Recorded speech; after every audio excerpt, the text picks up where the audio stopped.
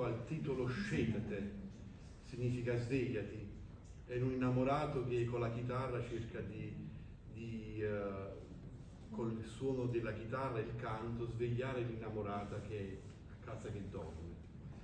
Il secondo brano è di Raffaele Vigliani, è A tirata d'Arezza, la tirata della rete, i pescatori a mare che tirano la rete. È tratta da una commedia che ha il titolo Napoli in frac.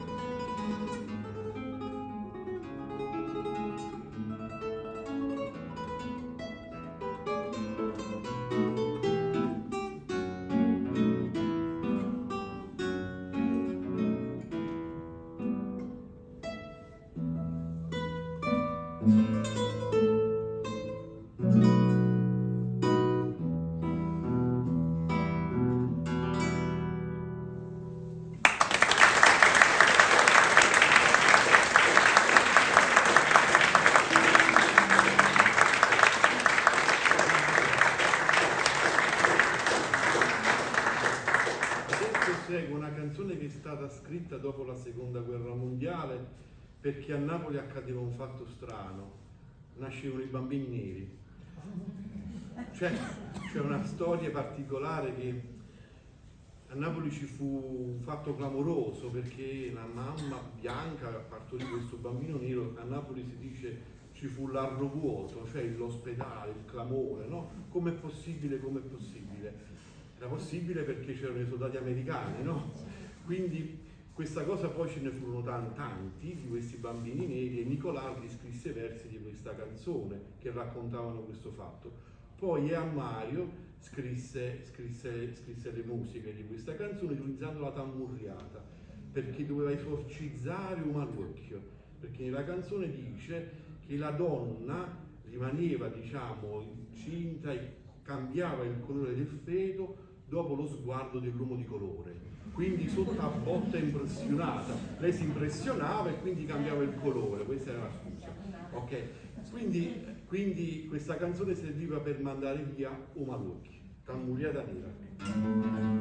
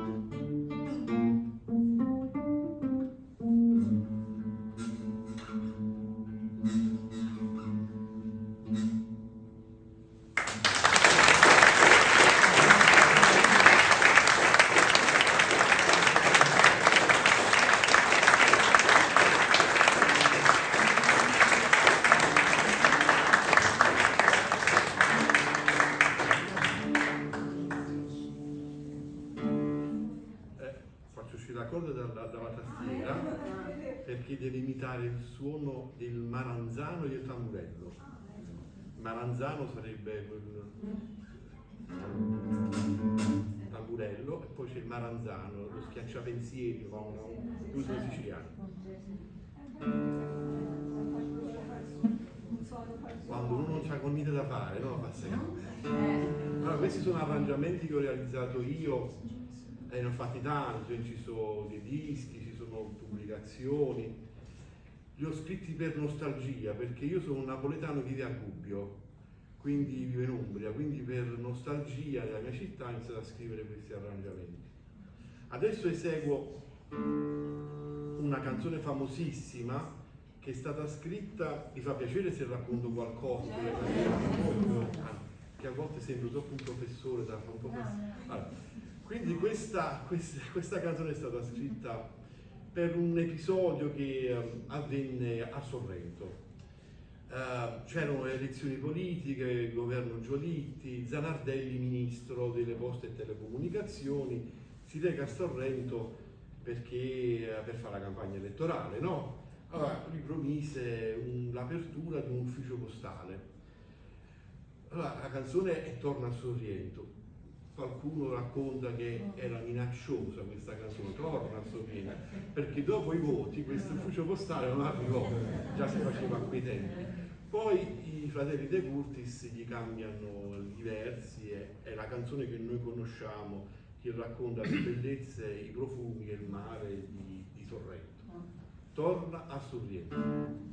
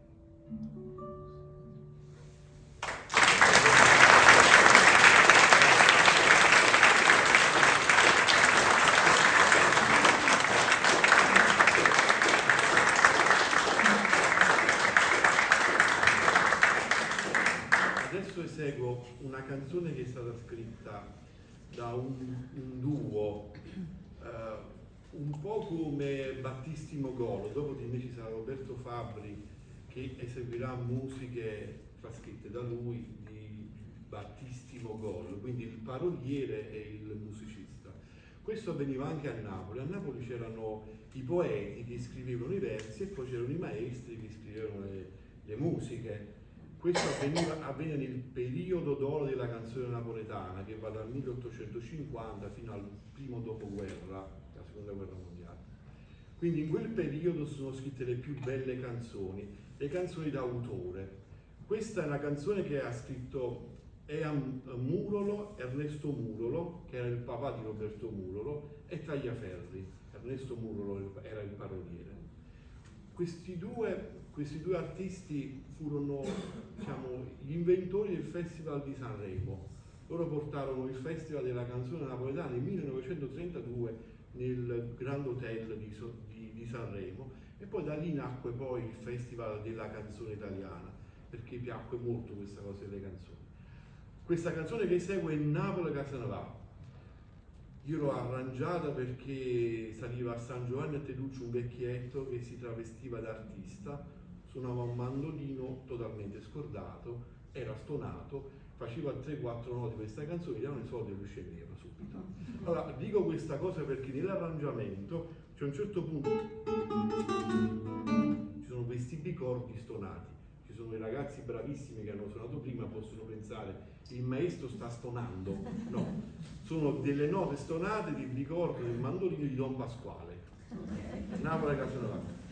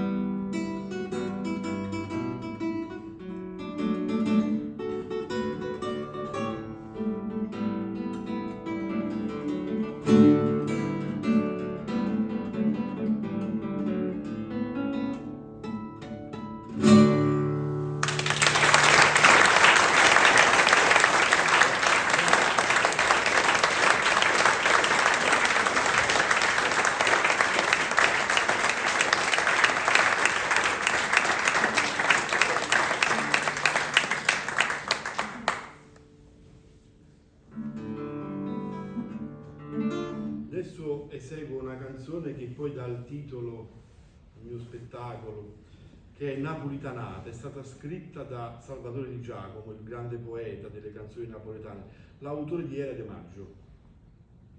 Questa è una canzone molto particolare che mi piace tanto perché si poggia tutta sulla scala minore napoletana, perché noi a Napoli abbiamo la nostra scala musicale, no?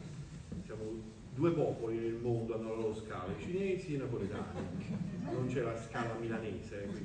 Quindi da questa scala minore napoletana nascono delle armonie, la sesta napoletana, quindi per questo si riconoscono le canzoni napoletane, perché si poggiano su una teoria propria. Allora, questa è una canzone molto intensa, i versi sono straordinari. Io di solito faccio questo spettacolo anche con un'attrice che recita questi versi, che questi versi sono veramente molto belli. Questa donna fa sì che nel cuore di quest'uomo diventa come un braciere, cioè il fuoco in petto, diciamo. Napolitanata.